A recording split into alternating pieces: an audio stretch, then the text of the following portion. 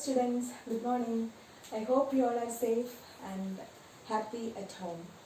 In the last class, we are discussing the chapter Units and Measurement, and you got the concept, which were they?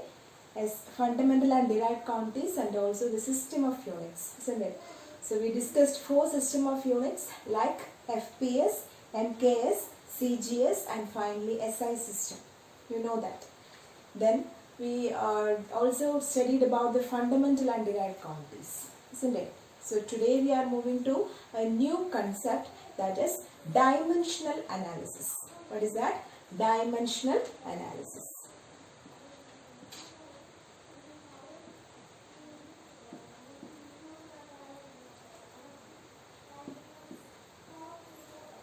It's very important, okay? So whenever you are studying a physical quantity, this dimension is also a part of it, like its unit. When we study a physical quantity, for example, when you study force, first you will study the definition of force, right? Then we will study the SI unit of force. Now, from now onwards, we will write the dimension of force also. Then what is this dimension? How will you write the dimensions? Okay, so be careful, and it is very, very important also. So when you define the dimension of a physical quantity, we will say that the dimensions of a physical quantity are the powers or exponents to which the fundamental quantities are raised. Okay, they are the what? The powers to which the fundamental quantities are raised to represent a physical quantity. Okay, I will write the definition first. So, dimension of a physical quantity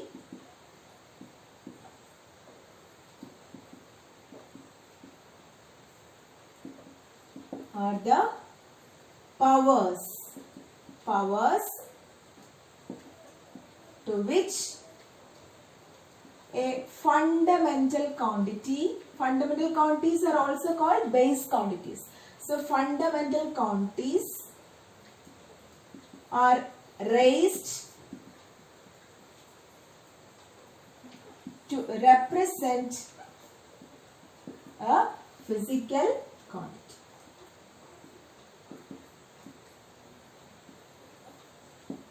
Don't get worried with the definition, okay? It's very simple. I will explain with an example, then it will be okay. So, dimension of a physical quantity are the powers or exponents to which a fundamental quantity, are raised to represent a physical quantity. So, before moving into the details of dimensions, I know that you are familiar with fundamental and derived quantities, isn't it? Yes. Fundamental quantities, you know, examples are mass, length, time, then electric current, yes, then temperature, like that. There are 7 fundamental quantities, and also a large number of derived quantities, which are derived from where? These fundamental quantities, right? So here what it is said, the dimension of a physical quantity. How will you express the dimension? It is expressed as the powers to which the fundamental quantities are raised. That means, you know, the fundamental quantities like mass, length, time, etc. Isn't it? Now, these fundamental quantities can be expressed as the first letters like M, L, T, like that it goes. For temperature it is Kelvin. I will write it as K. Okay. Now for current it is ampere. So I can use, in the case of dimension, I can use I or A. So simply now I am just taking M, L and T. That is mass, length and time. Let us take these 3 fundamental quantities. And if I am raised to the powers of these particular fundamental quantities, like M raised to 2 or L raised to 1, understand? Then T raised to 3. Like that, if I am writing the powers of these fundamental quantities like mass, length, time, current, etc., that particular way of representing a physical quantity is called the dimension of physical quantity. Okay, clear? That means the fundamental quantities are raised with its powers. depending on different, there are large number of physical quantities like velocity, then acceleration, isn't it, force, work, energy, so momentum, like that so many physical quantities are there, and for each physical quantity is derived from the fundamental or the base quantities like mass, length, temperature, time, etc. Isn't it? So these particular physical quantities can be written as the powers of these fundamental quantities like mass, length, time, etc. When we are moving to examples, we will get the idea. So in such a way, the way of representing what the powers of the particular fundamental quantities to represent a physical quantity is known as dimension of that physical quantity. Okay, so let us move to examples. Now, first I will write a physical quantity like area, simple one, okay, area. Now if this is the area of a rectangle, what is the equation? What is the equation? As length into breadth, isn't it? So area of a rectangle is length into breadth. Clear? Now length is a particular distance, breadth is also distance. Okay, so the dimension of area, for that I will put a square bracket and put that physical quantity inside the square bracket. Okay, that means the way of representing like this. So what does this mean? Dimension of area. Okay, dimension of area is equal to, listen, length. So what is the dimension? L. Clear? So I will write L. Okay. Now breadth is also a form of length, isn't it? It is also distance. So when you are comparing it with the fundamental quantities, what is that? It is also length. So I can write like L. Clear? So L into L, what is that? L square. So I can write the dimension of, or dimensional formula for area is L square. Okay? Dimensional formula for area is L square. Clear? Like that, I can represent all the physical quantities. I can write the dimensions of all physical quantities in terms of what? Our fundamental or base quantities. So let us move to more examples and you will be clear. Okay. So next example is velocity. So you have studied what is velocity, what is the equation for velocity, everything you have studied. Actually you have studied a large number of physical quantities. Up to 10th standard you have studied a lot of physical quantities and you know the equations for physical quantities also. What we are doing here is we are just writing the dimensions of physical quantity. So to write the dimensions, we should be aware of what? The equations or the formula for that physical quantity. Okay. So what is velocity? Velocity is the rate of displacement, isn't it? Velocity is the rate of displacement, that is displacement by time. That is what velocity. So first I will write the equation here. So velocity is equal to displacement by time. Now we are going to find the dimension of velocity, isn't it? So I will write like V. So what does this mean? The dimension of velocity. Dimension of velocity is equal to, look here, displacement is a form of length only. So length is the fundamental quantity. You are getting, no? So I will write L. Clear? By, what is this? What is this? Time. So I will represent using T. Okay, time is represented as T for writing dimensions. So I will write T. Clear? Now this T, actually this is T raised to 1, isn't it? When I am taking this T up, I will get L and T raised to minus 1. Okay? L T raised to minus 1. Clear? If I am combining it, it is LT raised to minus 1. LT raised to minus 1. Okay, this is actually the dimension of velocity. One more thing I want to mention here is, normally we are writing the dimensions mainly using the fundamental quantities like mass, length and time. In rare cases only that ampere, then Kelvin, etc. will come. Okay, so normally we are using the three letters, that is M, L and T. Okay, M, L and T. M for mass, L is length and T is time. Okay, now if in this equation, in this dimensional formula, you can see that L has the power 1, T has the power -1, but M is not there, isn't it? But when you write the equation, the starting only, okay, when you go to +2 and all, you just simply write like this. But in starting, just I am saying this. Why? Because all the quantities are represented with M, L and T, no? So here you have to write M also. But what is the power of M? It is 0. Any number raised to 0 is 1, isn't it? So here I can write this equation, I can write it as how? V is equal to M raised to 0. If you are not putting 0 there, it means that M raised to 1 is there. Again, it will be wrong. Okay, so be careful.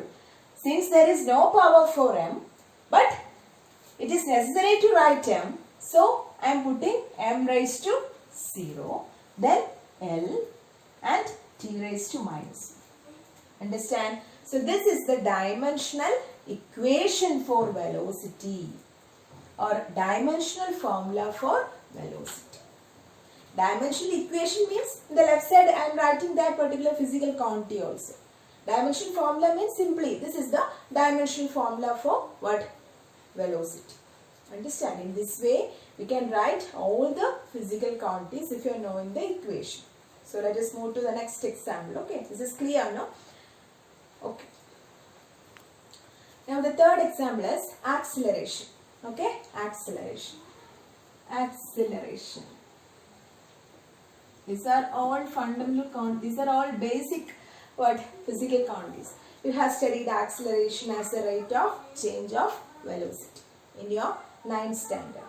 Rate of change of velocity. Now listen. First I can write the equation, right? So I will write it as velocity by time. Velocity by time.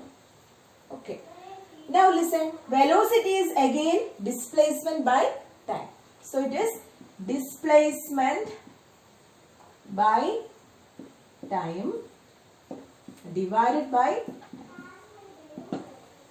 clear, displacement by time divided by time.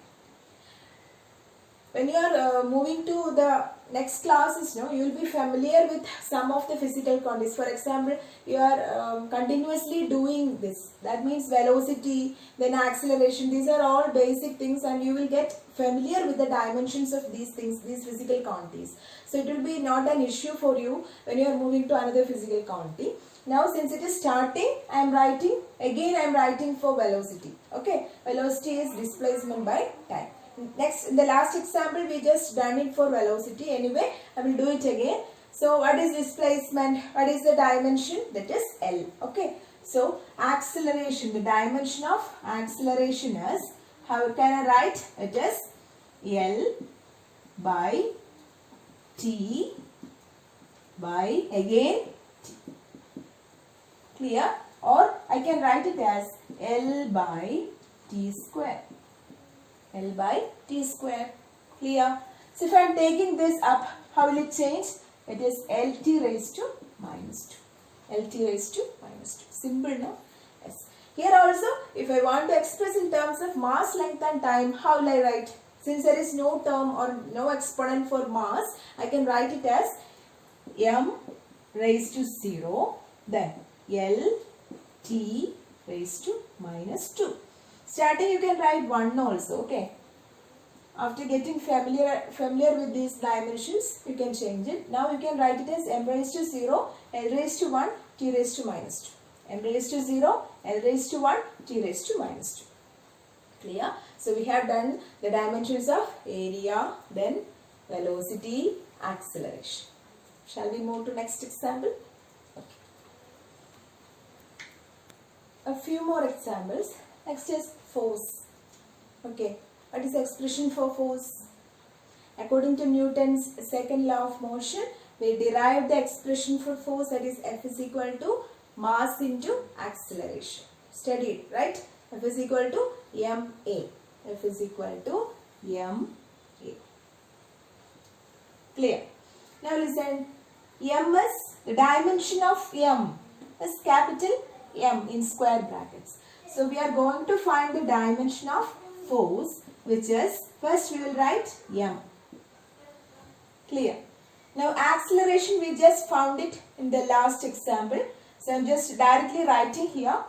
Anyway, you have to find it by putting acceleration is equal to velocity by time. Again, velocity equal to displacement by time. Like that, in 3 or 4 steps you have to complete it. Okay.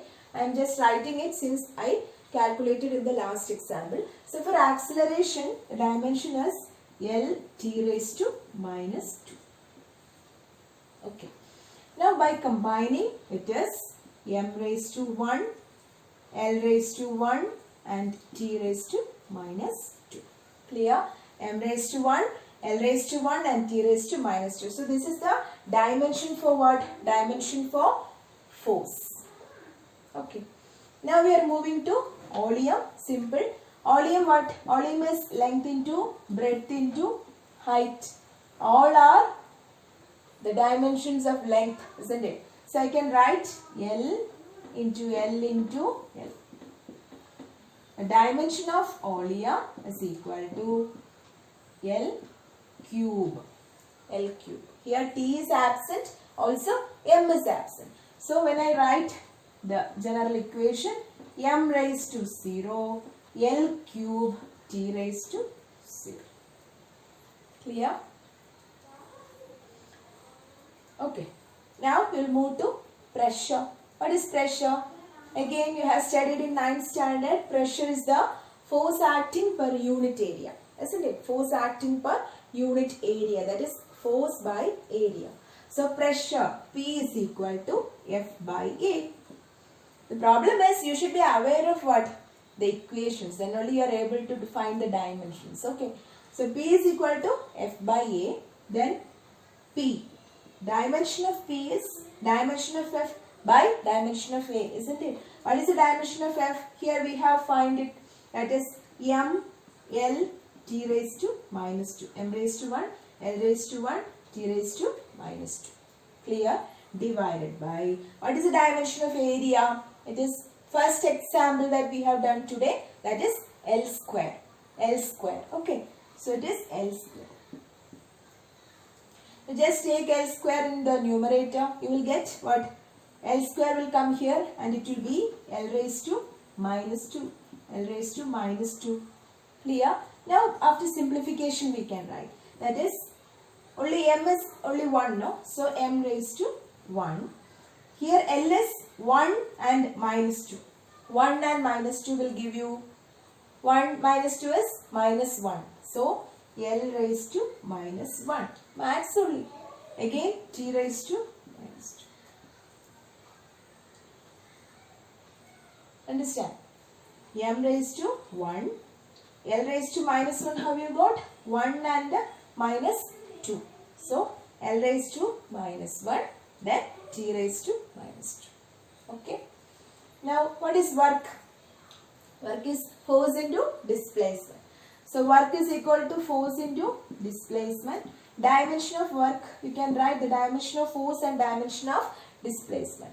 For force it is, we have calculated here, that is m lt raised to minus 2 into, what is d? D is displacement, so dimension is L. So I will write it as L. Understand? So by calculating, you will get, what is m? M raised to 1. L here 1 is there, again 1 is here, there. So L raised to 2. L raised to 2 and T raised to minus 2. Clear? So in this way, we can calculate the dimensions of any physical quantity. If you are knowing the equation. So only by practice, only by writing and doing, you will be familiar with these dimensions. And again I am saying it is a very important section in physics. And whenever you are writing a physical quantity, whenever you are defining a physical quantity along with the unit, you have to mention the dimensions also from now onwards. Understand? So many physical quantities are you are going to study in +1 and +2. At each, when you study each physical quantity, you are defining it. Then you are writing the what SI unit and finally the dimensions. And there are certain physical quantities which do not have dimensions, that we will discuss later. Now we are moving to the applications of dimensional analysis. Applications of dimensional analysis. Okay. Okay. So let us move to the application of what? Dimensional analysis. Applications of dimensional analysis. So the first application is to check the correctness of an equation. To check the correctness of a equation,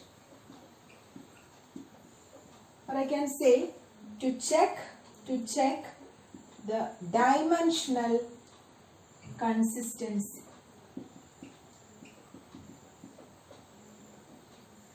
of an equation. What does this mean? So before moving to this application, you have to study one principle. That principle is principle of homogeneity.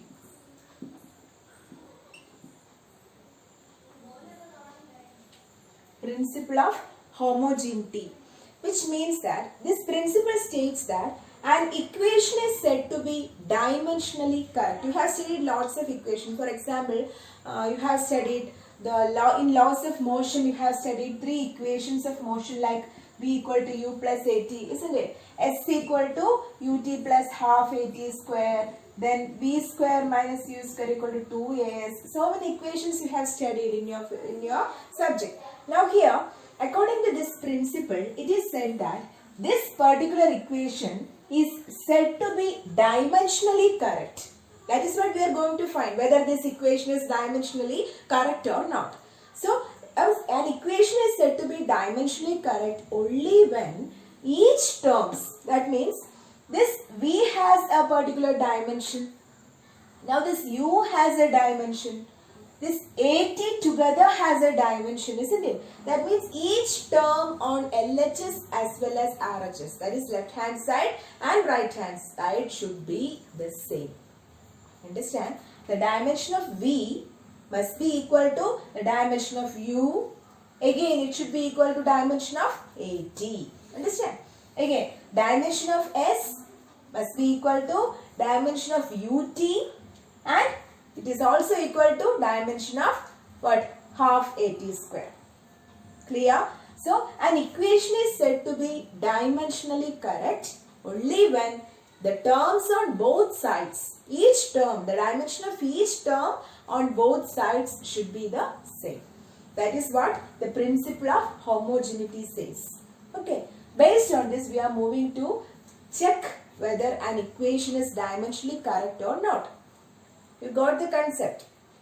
The dimensional analysis has actually 3 applications, out of which the first application is to check whether the given equation is dimensionally correct or not. So according to, this is based on this principle. What does this principle says? Principle says that what? An equation is said to be dimensionally correct only if the terms, how many terms are there on both sides? All the terms should have the same dimension. Understand? So that is what we are going to check now.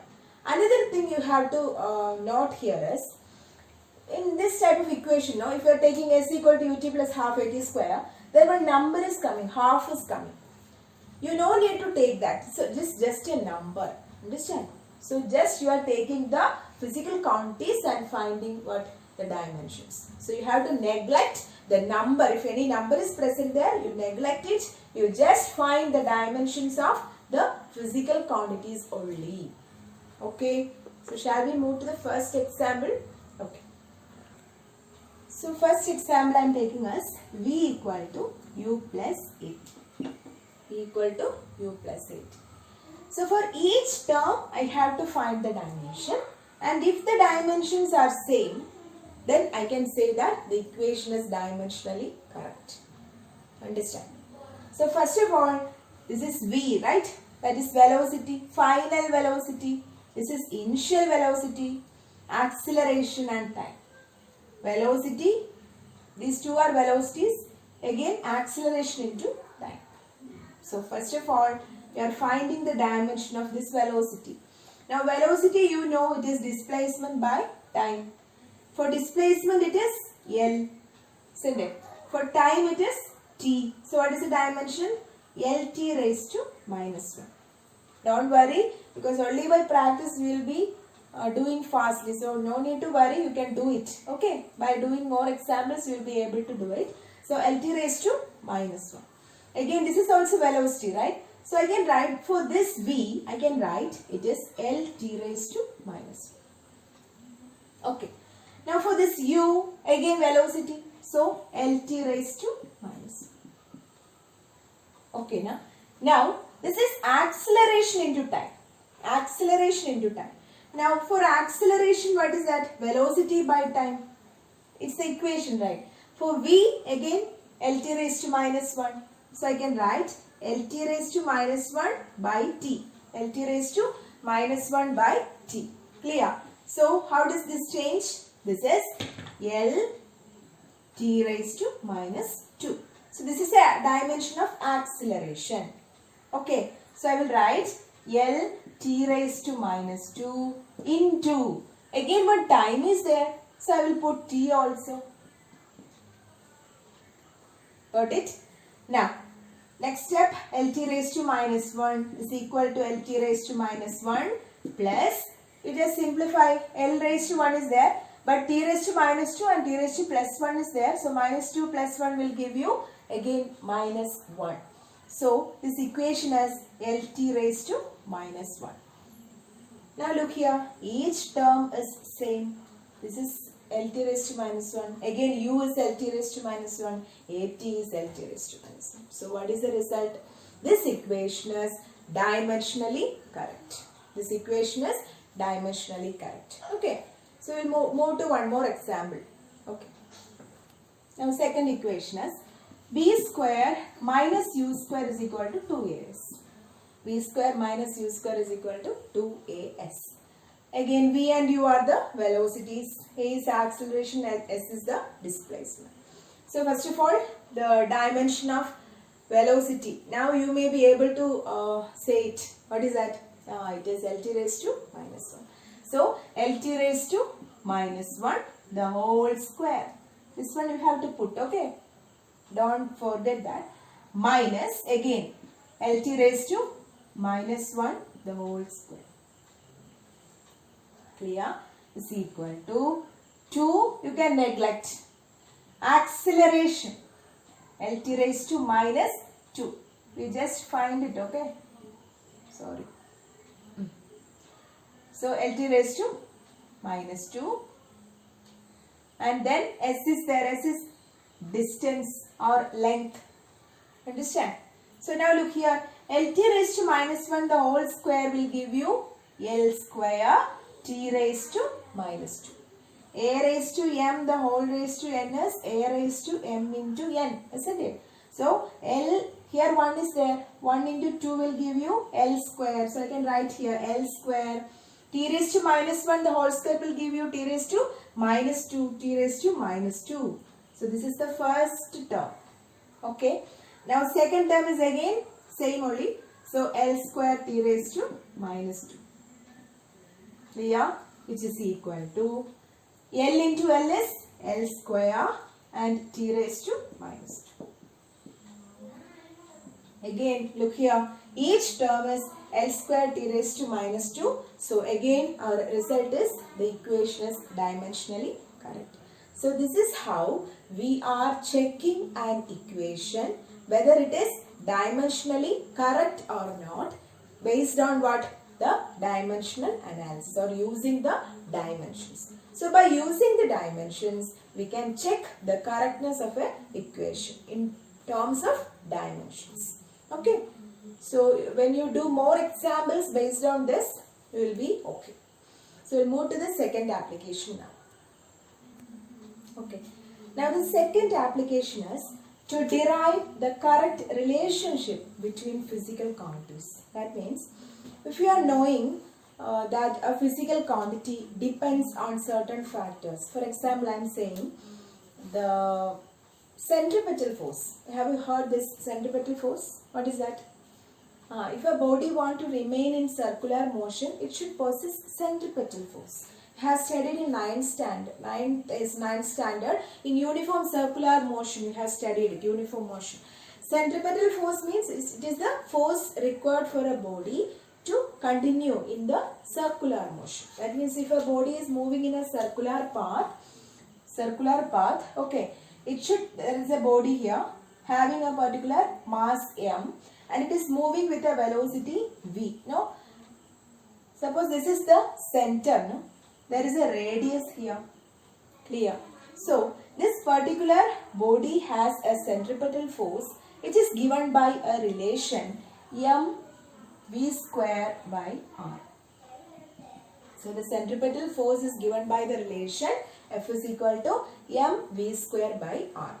Understand? Actually, we studied this relation, but you studied this force, but you haven't studied the equation. But with the help of dimensions, we can derive this expression.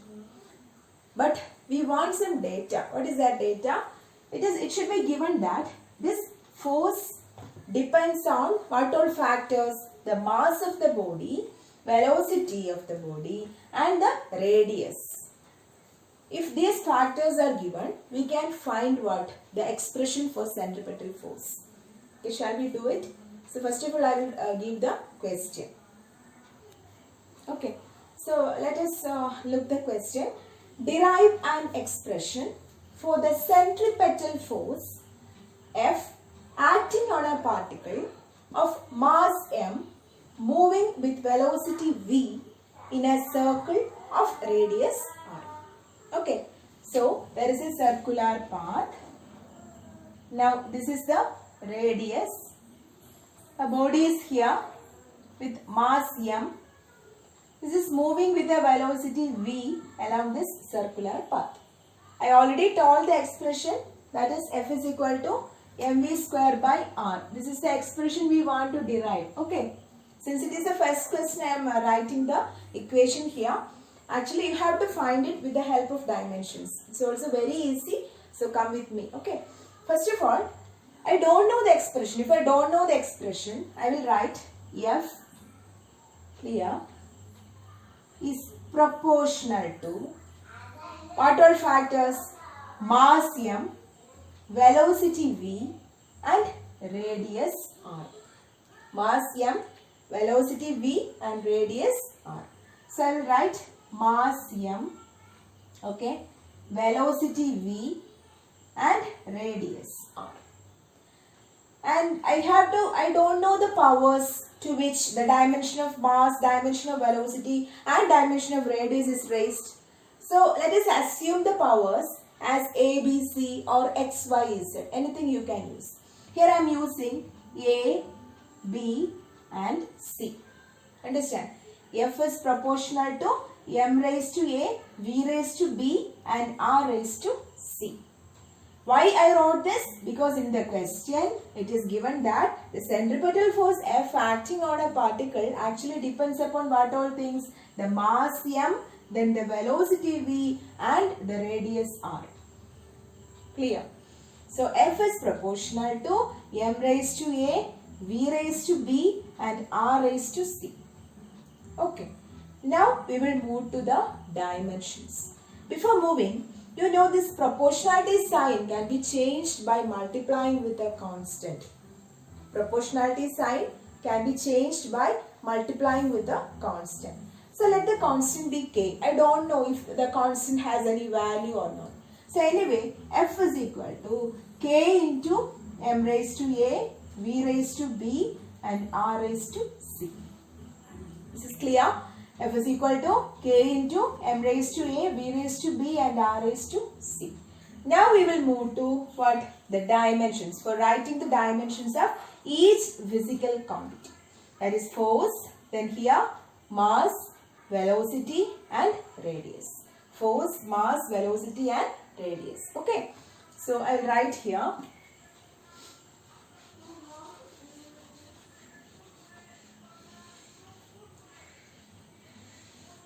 Okay. So the dimension of force, already we have wrote in that examples, but still F is equal to m into A. For m it is m, capital M is the dimension, and for acceleration it is LT raised to minus 2.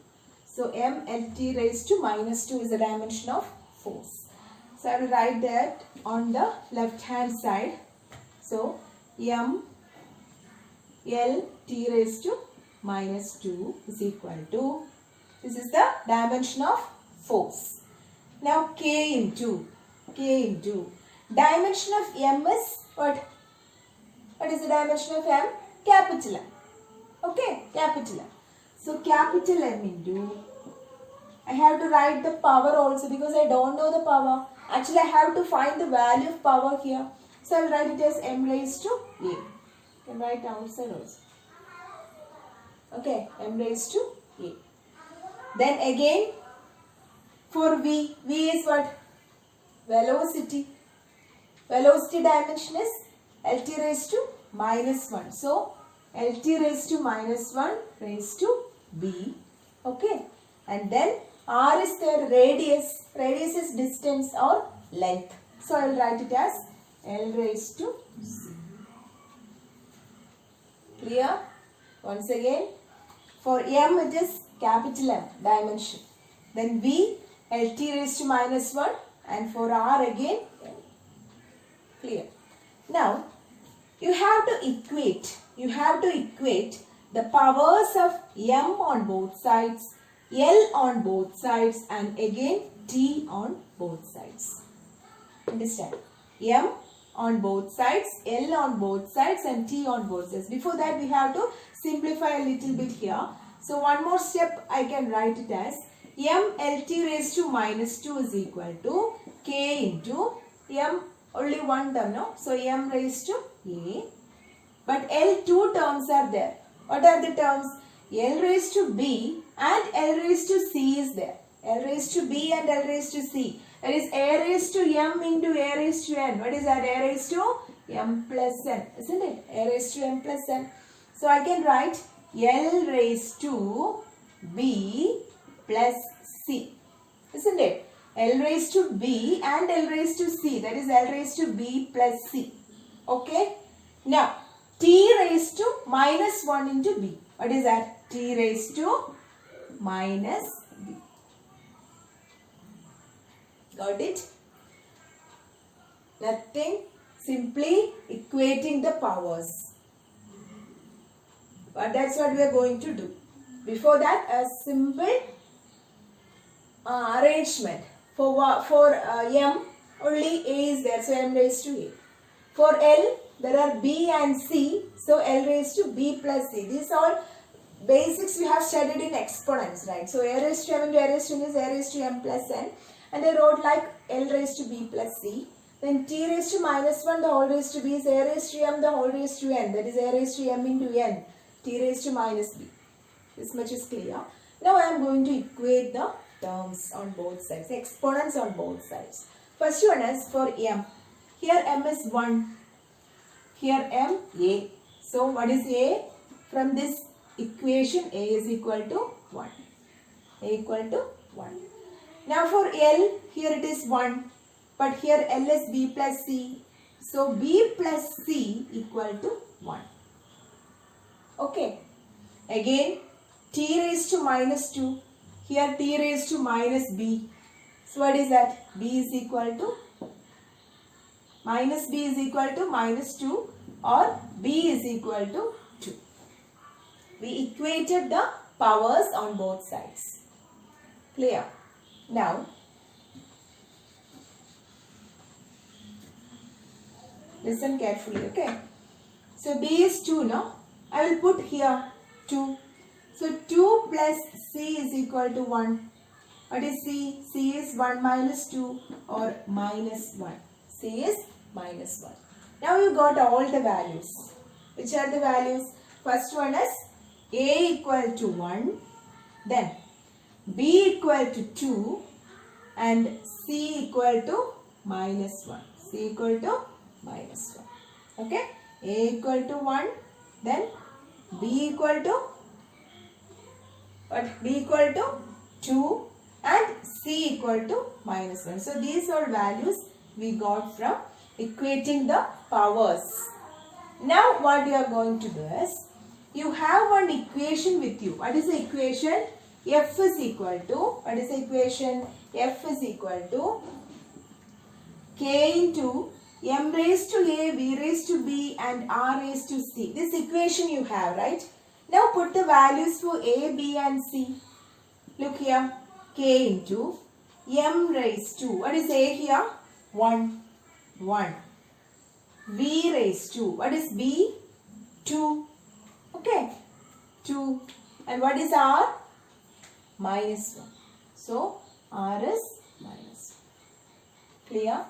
Now, just a small simplification. Since R is minus 1, I will take it down. Okay. So, it will become R raised to plus 1. So, K into M V square divided by R. Look here, this is what we want to find. F is equal to mv square by r. Now instead of k, if maybe the value of k is 1. Okay, so this constant will go. That you no need to mind here since you haven't studied the equation. So you simply put the constant k as it is. In some equations there will be value for k. The value of k will be given in the question itself. In such a case you will substitute the value of k also. Here it is not given. So simply you will put as f is equal to k into mv square by r. Understand? Don't get worried. Again I am saying it is very simple if you understand the concept. What we are doing is we are finding the relations between physical quantities. So many relations you are studying, no? And you are going to study so many relations also. So before studying the relations, you can derive it with the help of dimensions. Understand? Here you have derived one expression for centripetal force. Like that we can derive the expressions for time period of a simple pendulum. It's also a very important question that we will do now. So like that so many equations, so many physical relationship between the physical quantities can be derived with the help of dimensions. What we are doing is, there will be in the question itself the physical quantity and the factors on which it depends will be given. So you have to make a relation, like for here we use relation f is equal to k into m raised to a, v raised to b and r raised to c. Why I wrote this? Because in the question itself it is given that the centripetal force depends on mass, velocity and radius. Like that in all questions the relation will be given, the factors will be given. Okay. So first you have to frame a equation like that. Then what you did? You wrote the dimensions for each equation. Then we equated the powers. Then simplified, by putting the values. After finding the values for powers, you just substituted the values in our first equation. Finally, you have derived the relationship between that particular physical quantities. Okay. So shall we move to the second question? One more question we can do, then we will be okay. Now the second example, the period of oscillation of a simple pendulum depend on length L, mass M and acceleration due to gravity G. Okay. Have you seen a simple pendulum? You may have heard the word pendulum, no?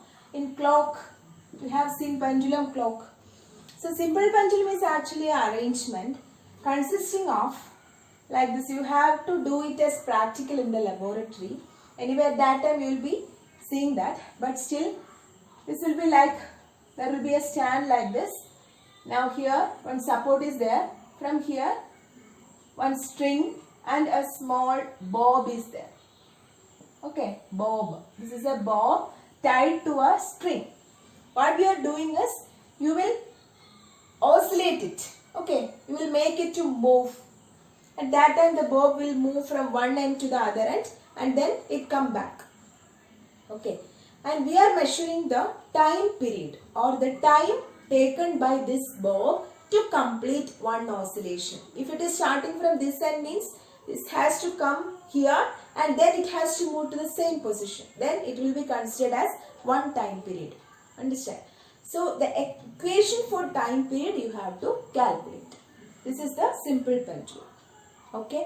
So here it is given that the time period or period means time only. Okay. Time period of oscillation, which is T, depends on the length L, mass M and acceleration due to gravity G. So what are the terms here? Length L. Length L means length of this string, length L. Now mass of this bob and also the acceleration due to gravity. You know acceleration due to gravity means, yeah, which is moving freely, no? Freely. So there will be an effect of acceleration due to gravity which is acting downwards. So these are the factors on which this time period depends. So first you have to frame a equation. Shall we move? First you have to frame a equation, that is T is equal to, what is the equation? T is equal to, T for time period, clear? Actually it is proportional to what all things? Length L, okay. Now mass M and acceleration due to gravity G, okay. L, M and G. Now we will put the what? Exponents, L raised to A, M raised to B and G raised to C. We don't know whether there are exponents or not, but still we will put the values A, B, C. We will find the values for A, B, C and then finally we will substitute in the equation. Now here it is time period T. T you know, dimension is also T, isn't it? And this constant, this proportionality sign can be changed by multiplying with a constant.